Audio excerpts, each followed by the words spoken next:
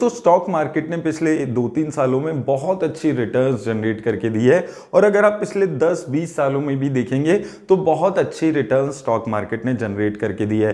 तो अब जो एक आम निवेशक है वो भी चाहता है कि वो स्टॉक मार्केट में इन्वेस्ट करके एक अच्छी रिटर्न्स कमाए। स्टॉक मार्केट में इन्वेस्ट करने के लिए आपके पास दो ऑप्शंस आ जाती हैं। पहली ऑप्शन है कि खुद आप स्टॉक को रिसर्च करें, उसके फंडामेंटल्स देखें, टेक्निकल्स देखें और स्टॉक को खरीदें। इसके लिए हर रिटेल इन्वेस्टर के पास टाइम नहीं होता है। जो खुद से कर रहे हैं रिसर्च और कमा रहे हैं वो 20-25-50% तक भी पैसा कमा पाते हैं। लेकिन दूसरा इसका साइड इफेक्ट ये भी होता है कि लोग अपनी जिंदगी भर की जो जमा पूंजी है वो भी गवा देते हैं अगर वो डायरेक्टली स्टॉक में इन्वेस्ट करते हैं। दूसरा ऑप्शन आपके पास आता है, एक kind of a safer option आप इसको मान सकते हैं स्टॉक मार्केट में इन्वेस्ट करने का, वो है म्यूचुअल फंड्स के थ्रू स्टॉक मार्केट में इन्वेस्ट किया जाए। अब म्यूचुअल फंड्स होते क्या हैं? म्यूचुअल फंड्स दोस्तों वो फंड्स होते हैं जहां पर कोई एक कंपनी बहुत सारे लोगों से पैसा लेती है और उस पैसे को वो मिलकर स्टॉक मार्केट में इन्वेस्ट करते हैं। तो वहां पर उस कंपनी के एक बहुत ही एक्सपर्टाइज बंदे को रखा होगा जो सारी चीजें स्टॉक मार्केट के बारे में रिसर्च रेगुलरली कर रहा है, फंडामेंटल्स देख रहा है और वो आपके पैसे को आपकी तरफ से स्टॉक मार्केट में इन्वेस्ट करेगा। अब ये करके उस कंपनी को क्या फायदा होता है? तो म्यूचुअल फंड कंपनी जो है वो आपसे चार्जेस लेती है एक्सपेंस रेशो के नाम से। तो म्यूचुअल फंड आप कभी भी देखेंगे उसमें एक एक्सपेंस रेशो आपको जरूर देखने को मिलेगी। वो एक्सपेंस रेशो बेसिकली पैसा होता है जो म्यूचुअल फंड कंपनी आपसे कमा रही है। और जब भी आप किसी भी फंड की रिटर्न्स देखेंगे उस रिटर्न में ऑलरेडी वो एक्सपेंस रेशो डिडक्टेड होकर ही वो रिटर्न्स आती है। दोस्तों इस वीडियो में मैं कंप्लीट डिटेल्स पे बात कर रहा हूं म्यूचुअल फंड की, कि अगर आपको बिल्कुल कुछ भी नहीं पता म्यूचुअल फंड के बारे में लेकिन आप इन्वेस्ट करना चाहते हैं म्यूचुअल फंड के बारे में, ये वीडियो देखकर आपको ये भी पता चलेगा कि म्यूचुअल फंड होते क्या हैं, कैसे काम करते हैं और आपको ये भी मैं बताऊंगा कि वो कौन से 3 म्यूचुअल फंड्स हैं जो as a beginner stock market में आपको इन्वेस्ट करने चाहिए। तो दोस्तों ये तो बात हो गई कि म्यूचुअल फंड होता क्या है, एक्सपेंस रेशो क्या होती है। अब दोस्तों बात आती है कि म्यूचुअल फंड अगर आप इन्वेस्ट करना चाहते हैं तो वो कौन से म्यूचुअल फंड्स हैं जिनमें आपको शुरुआत में इन्वेस्ट करना चाहिए। तो दोस्तों देखिए 2-3 बेसिक चीजें मैं आपको पहले बताता हूं। सबसे पहली बात कि एक गलती, जब आप स्टॉक मार्केट में नए आते हैं, आपको ज्यादा कुछ नॉलेज नहीं है, गाइडेंस नहीं है, तो आप स्टॉक मार्केट में और म्यूचुअल फंड्स में रिटर्न्स देखते हैं। रिटर्न्स देखकर आपको स्टॉक में या म्यूचुअल फंड्स में इन्वेस्ट नहीं करना है। म्यूचुअल फंड्स में दोस्तों आपको रिस्क देखना बहुत ज्यादा जरूरी है, क्योंकि आज अगर आप 5 सालों की रिटर्न देखने जाएंगे तो स्मॉल कैप फंड्स में सबसे अच्छी रिटर्न्स मिलेगी। उसके अलावा थीमेटिक सेक्टोरल फंड्स में आपको बहुत अच्छी रिटर्न्स मिलेगी। लेकिन इन फंड्स में एज अ बिगिनर आपको इन्वेस्ट नहीं करना है। एज अ बिगिनर आपको सेफर ऑप्शंस चूज करने हैं। सेफर ऑप्शंस में मैं 3 म्यूचुअल फंड्स आपको बताऊंगा। सबसे पहली कैटेगरी आती है लार्ज कैप फंड्स की कैटेगरी। ये वो कैटेगरी होती है जो इंडिया की टॉप 100 कंपनीज, जो टॉप की सबसे बड़ी कंपनीज हैं, उसमें आपका पैसा लगाती है। तो यहां पर जो पैसा आपको कमाने के चांसेस है वो भी एक लिमिटेड 10 से 15% रहते हैं, लेकिन आपका नुकसान होने के चांसेस भी कम हो जाते हैं। दूसरा जो फंड कैटेगरी हम बात करेंगे वो है flexi cap category. Flexi cap category के पास एक ऑप्शन होती है कि वो किसी भी कैटेगरी कैप की म्यूचुअल फंड में और कंपनी में पैसा लगा सकती है। तो लार्ज कैप, मिड कैप और स्मॉल कैप किसी भी कैटेगरी की कंपनी में वो कितना भी पैसा इन्वेस्ट कर सकते हैं। तो एक अच्छी फ्लेक्सिबिलिटी के साथ आपका पैसा इन्वेस्ट होता है। और तीसरी कैटेगरी मिड कैप कैटेगरी, यहां पर टॉप की 101 से लेकर 250 कंपनीज में पैसा लगाया जाता है। तो आइए अब देख लेते हैं वो कौन से 3 म्यूचुअल फंड्स हैं जो एक सेफर ऑप्शन आपके लिए एज अ बिगिनर रहने वाले हैं। दोस्तों ब्रीफली मैं आपको दिखा देता हूं कि देखिए म्यूचुअल फंड्स ना 3 कैटेगरी के होते हैं ब्रॉडली: इक्विटी, डेट और हाइब्रिड। इक्विटी वाले सिर्फ स्टॉक मार्केट स्टॉक्स में पैसा लगाते हैं मेजरली। डेट वाले डेट इंस्ट्रूमेंट्स जैसे कि बॉन्ड्स, डिबेंचर्स, इसमें पैसा लगाते हैं। हाइब्रिड वाले इक्विटी प्लस डेट दोनों में पैसा लगाते हैं। हम बात कर रहे हैं आज इक्विटी फंड्स की। इक्विटी फंड्स में भी दोस्तों फर्दर बहुत सारी कैटेगरीज है, जैसे कि large cap, mid cap, large and mid cap, small cap. यहां पर आप देखेंगे इंटरनेशनल, फोकस्ड, थीमेटिक में देखेंगे बैंकिंग सेक्टर के फंड्स हैं, टेक्नोलॉजी। तो आपको इन सब में नहीं जाना है क्योंकि एज अ बिगिनर आपको बहुत ज्यादा कंफ्यूजन हो सकती है।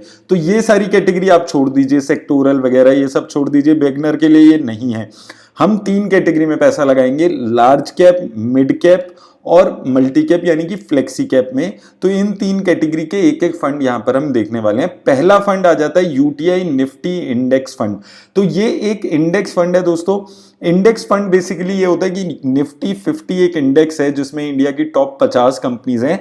ये उस इंडेक्स की जितनी कंपनीज जिस भी प्रोपोर्शन में है उसमें पैसा लगा देगा। तो निफ्टी 50 इंडेक्स जितनी भी रिटर्न्स आपको देगा वही रिटर्न्स आपका ये इंडेक्स भी, उसके आसपास की रिटर्न्स, थोड़ी बहुत कम रिटर्न्स ये फंड भी आपका जनरेट करेगा। तो ये एक अच्छी बिगिनर के लिए ऑप्शन रहती है। एक्सपेंस रेशो जैसे मैंने आपको बताया था पहले भी क्या होता है, 0.21% है। तो एक्सपेंस रेशो काफी कम रहती है इन फंड्स की जो इंडेक्स में पैसा लगाते हैं, क्योंकि कोई फंड मैनेजर बहुत एक्टिवली यहां पर काम नहीं करता है। निफ्टी इंडेक्स जैसे भी वर्क करेगा, जितनी भी कंपनी जो भी प्रोपोर्शन होगा वो ऑटोमेटिकली इसमें आता रहेगा। तो इसलिए यहां पर एक्सपेंस रेशो कम रहती है। एसेट अंडर मैनेजमेंट की बात करें तो टोटल 6100 करोड़ रुपए यहां पर लोगों के लगे हुए हैं। काफी पुराना फंड है ये, आप देखिए 9 साल पुराना ये फंड है। निफ्टी 50 में ये पैसा लगाएगा। एसआईपी और लमसम दोनों यहां पर आप इसमें करा सकते हैं। मार्केट कैप एलोकेशन पे बात करें दोस्तों तो लार्ज कैप कंपनीज में मेजरली पैसा लगाता है ये। 100% पैसा ये लार्ज कैप कंपनीज में लगाता है। टॉप कंपनीज अगर आप यहां पर इसकी देखेंगे तो यहां पर अगर आप देखेंगे सेक्टर एलोकेशन देखेंगे तो financial, technology, energy, consumer staples, ऐसे सेक्टर्स यहां पर हैं इस जो निफ्टी 50 इंडेक्स है। कंपनीज अगर आप देखेंगे तो आप देखेंगे कि इंडिया की जितनी बड़ी बड़ी कंपनीज है, Reliance, Infosys, HDFC bank, ICIC bank, HDFC, Tata consultancy services, Kotak Mahindra bank, L&T, ये सारी बड़ी बड़ी कंपनीज इसमें आपको मिल जाती है। तो ये कंपैरेटिवली सेफर ऑप्शन मिल जाता है एक बिगिनर को इन्वेस्ट करने के लिए। रिटर्न्स पे दोस्तों इसकी बात कर लें तो अगर हम यहां पर इसकी रिटर्न्स देखते हैं ताकि आपको एक आइडिया मिलेगा, तो अगर आप 1 साल की इसकी रिटर्न देखेंगे 20% की इसने एनुअलाइज्ड रिटर्न जनरेट की है।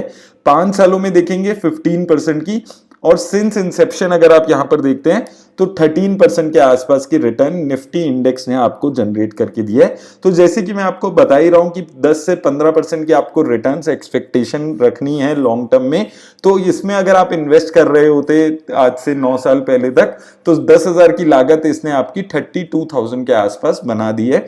तो ये एक कंपैरेटिवली सेफर ऑप्शन है बिगिनर के लिए। जैसे जैसे आपको स्टॉक मार्केट की समझ आने लगे तो उस हिसाब से आप इन्वेस्टमेंट करने के बारे में और म्यूचुअल फंड्स में इन्वेस्टमेंट करने के बारे में सोच सकते हैं। तो अभी बिगिनर के लिए एक ये फंड आ जाता है निफ्टी इंडेक्स फंड, जहां पर आप लॉन्ग टर्म में 15 से 13% तक की रिटर्न्स यहां पर देख रहे हैं। शॉर्ट टर्म में देखिए दोस्तों अच्छी रिटर्न्स भी हो सकती हैं, जैसे 2 सालों में 43% की है, और आप यहां पर देखिए 6 महीने में 0.33% की है।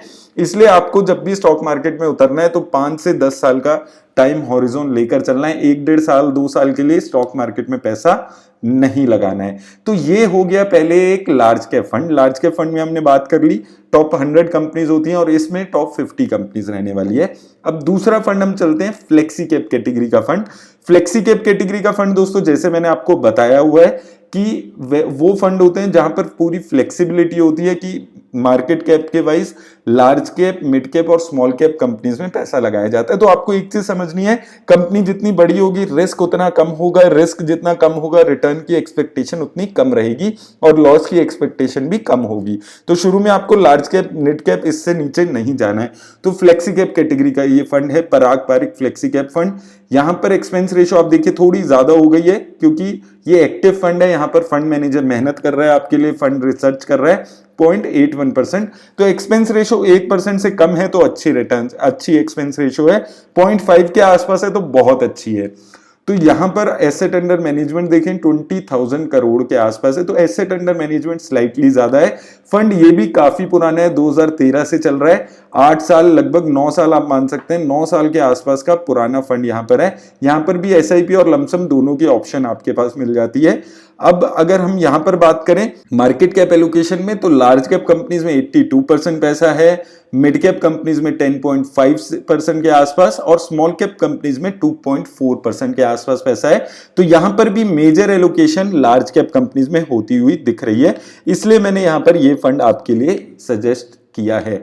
तो यहां पर अगर आप देखेंगे सेक्टर वाइज एलोकेशन तो financial, service, technology, consumer staples, automobile, ये इसके 5 सेक्टर्स हैं जिसमें आप इन्वेस्ट करेंगे अगर आप इसमें इन्वेस्ट करते हैं। टॉप सेक्टर्स की बात करें, कंपनीज पे दोस्तों बात करते हैं तो ये थोड़ा एक अलग टाइप का फंड है कि ये इंडियन कंपनीज के साथ साथ फॉरेन कंपनीज में भी पैसा लगाता है। तो आप सबसे ऊपर जो नाम देखेंगे अल्फाबेट इंक क्लास है, यानी कि गूगल में ये 9% पैसा अपना लगाता है।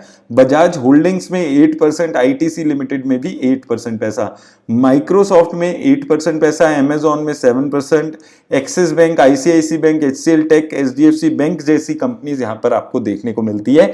तो ये जो फंड है ये इंडियन इक्विटी के साथ साथ फॉरेन इक्विटी में भी पैसा लगाकर चलता है, और फॉरेन इक्विटी में 4-5 बड़ी कंपनीज जो ग्लोबल कंपनीज है उसमें सिर्फ ये पैसा लगाता है। ऐसा नहीं है कि 15-20 फॉरेन कंपनीज ये अपने पोर्टफोलियो में रखता है, 4 से 5 कंपनीज इसके पोर्टफोलियो में है, लेकिन बड़ी और ग्लोबल कंपनीज माइक्रोसॉफ्ट, अमेजॉन हम सब जानते हैं, गूगल, इसके अलावा मेटा भी इसके पोर्टफोलियो में है। हम अगर नीचे जाएंगे आपको दिख जाएगा फेसबुक यहाँ पर 4.65%। तो ये कुछ 4-5 कंपनीज फॉरेन कंपनीज है। उसके अलावा इंडियन इक्विटी में भी अगर आप देखेंगे तो good quality value oriented companies यहां पर ज्यादा रहती हैं। यहां पर आप देखेंगे आईटीसी 8%, बजाज होल्डिंग्स 8.517%। आईटीसी का मैंने आपको हमेशा बोला है कि जब लोग मजाक उड़ा रहे थे कि भाई अच्छा नहीं कर रही है, बहुत खराब परफॉर्म करता है फंड कंपनी, अब देखिए आप कितनी अच्छी रिटर्न्स दे रहा है। तो ये फंड भी उसी हिसाब से अच्छी रिटर्न्स देने लगा है। तो ये अच्छी कंपनीज को, इंडियन कंपनीज को सस्ते में खरीदने के लिए बहुत ज्यादा फेमस फंड है। तो ये एक मुझे अच्छा फंड लगता है। इसकी रिटर्न्स पे दोस्तों बात करें तो ये one of the best performing flexi cap fund चल रहा है लॉन्ग टर्म में। अगर आप देखेंगे सिंस इंसेप्शन यानी कि 24 मई से अगर आप इसमें इन्वेस्ट कर रहे होते, 10,000 रुपए आपने लगाए होते, तो वो 10,000 रुपए आपके 54,000 हो गए होते। 21% के आसपास की रिटर्न इस फंड ने आपको जनरेट करके दी होती। 5 सालों में 22% की रिटर्न, 3 सालों में 28% की रिटर्न, 2 सालों में 54% की रिटर्न, और 1 साल में 30% की रिटर्न यहां पर आपको देखने को मिलती है। तो मार्केट में अगर आप 6 महीने पहले इन्वेस्ट किया होता तो 1% की रिटर्न है। तो मार्केट में ये फ्लक्चुएशंस चलती रहेंगी। एज अ बिगिनर आपको समझ के चलना है, कोई फिक्स रेट नहीं मिलेगा, कम भी हो सकती है, ज्यादा भी हो सकती है, नेगेटिव भी हो सकती है। वो सारी चीजें आपको समझकर स्टॉक मार्केट में इन्वेस्ट करना है। अगर आप शुरुआत कर रहे हैं म्यूचुअल फंड्स में स्टॉक मार्केट में इन्वेस्ट करने की, यहां पर 5 सालों में 22% की रिटर्न है, लेकिन 15% की भी रिटर्न आती है, तो आपको खुश रहना है उस रिटर्न से, अच्छी रिटर्न है।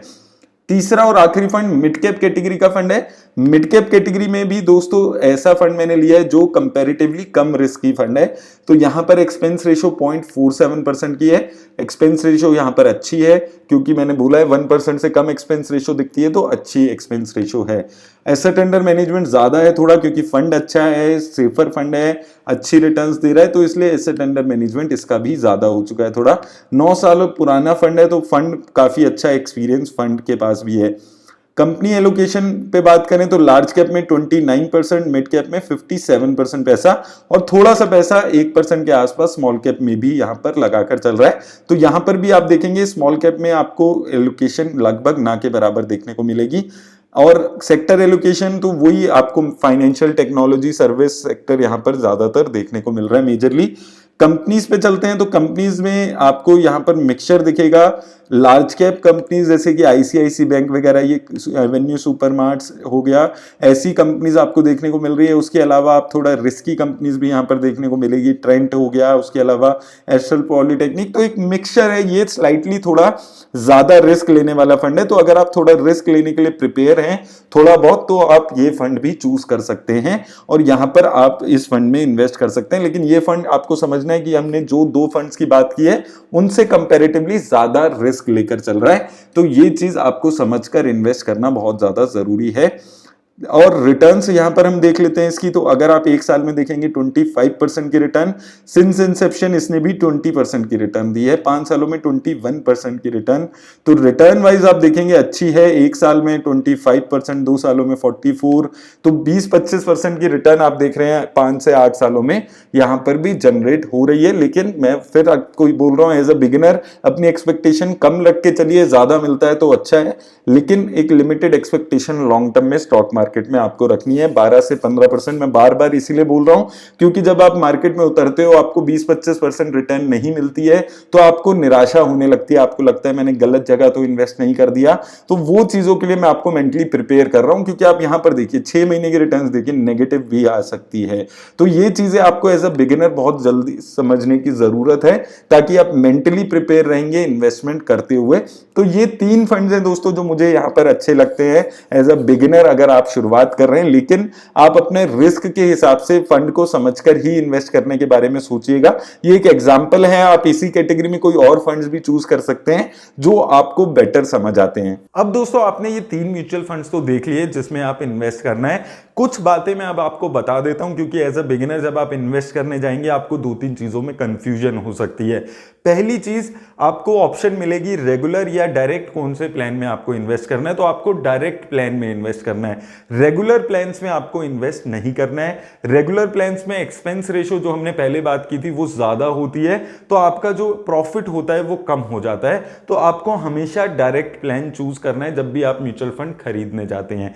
दूसरी चीज दोस्तों की जितनी भी हमने रिटर्न्स देखी हैं ये सारी पास्ट की रिटर्न्स है, और म्यूचुअल फंड्स में स्पेशली जब आप स्टॉक मार्केट रिलेटेड फंड्स में इन्वेस्ट कर रहे हैं तो वहां पर कोई गारंटी नहीं है कि पास्ट की रिटर्न फ्यूचर की रिटर्न्स भी हो सकती है। तो आपकी रिटर्न्स की एक्सपेक्टेशन आपको 10 से 15% के बीच में रखनी है। अगर लॉन्ग टर्म में आप 10 से 15% की रिटर्न म्यूचुअल फंड से, स्टॉक मार्केट से कमाते हैं तो आप एक अच्छी खासी रिटर्न्स जनरेट कर रहे हैं, आप ये मानकर चलिए। क्योंकि आज एफडी का रेट 5% पे है, तो आप फिर भी 2 गुना 3 गुना पैसा कमा रहे हैं एफडी से अगर आप कंपेयर करते हैं। और तीसरी चीज दोस्तों जो आपको यहां पर याद रखनी है कि आपको ग्रोथ ऑप्शन सिलेक्ट करना है, आईडीसीडब्ल्यू ऑप्शन सिलेक्ट नहीं करना है। ग्रोथ ऑप्शन में बेसिकली होता क्या है कि जो आपका प्रॉफिट होता जाता है वो दोबारा से री इन्वेस्ट होता चला जाता है, तो एक अच्छा कंपाउंडिंग का इफेक्ट आपको ग्रोथ ऑप्शन में मिलता है, तो आप ग्रोथ ऑप्शन सिलेक्ट करिए। और चौथी चीज दोस्तों जो सबसे इंपॉर्टेंट है कि जब भी आप म्यूचुअल फंड में इन्वेस्ट करने के बारे में सोचें तो सिस्टमैटिक इन्वेस्टमेंट प्लान के थ्रू इन्वेस्ट करने के बारे में सोचिए, क्योंकि उससे होता क्या है कि रेगुलरली आपकी इनकम में से एक पोर्शन इन्वेस्ट होता चला जाता है और आपको मार्केट टाइम करने की जरूरत नहीं पड़ती है। अगर आप एक साथ बहुत सारा पैसा आज मान लीजिए मार्केट में लगा देते हैं तो जरूरी नहीं है कि मार्केट 1 महीने 2 महीने बाद ऊपर ही जाए, नीचे भी हो सकती है। तो अगर आप एसआईपी कराएंगे तो आप एक रेगुलर इंटरवल्स में मार्केट के हर मोड़ पे पैसा इन्वेस्ट कर पाएंगे और एक अच्छा कंपाउंडिंग का इफेक्ट ले पाएंगे। और दोस्तों आखिरी में मैं यही बोलूंगा कि सारा पैसा स्टॉक मार्केट में आपको नहीं लगाना है, थोड़ा पैसा स्टॉक मार्केट में और थोड़ा पैसा आपको पीपीएफ, ईपीएफ ऐसे इंस्ट्रूमेंट्स में भी लगाकर चलना है। उम्मीद करता हूं दोस्तों स्टॉक मार्केट की आपकी जर्नी बहुत अच्छी रहेगी और आप अच्छी रिटर्न्स कमाएंगे, लेकिन आपको हमेशा ये चीज याद रखनी है जो मैंने यहां पर बातें की है। मेरी तरफ से दोस्तों बस आज इतना ही।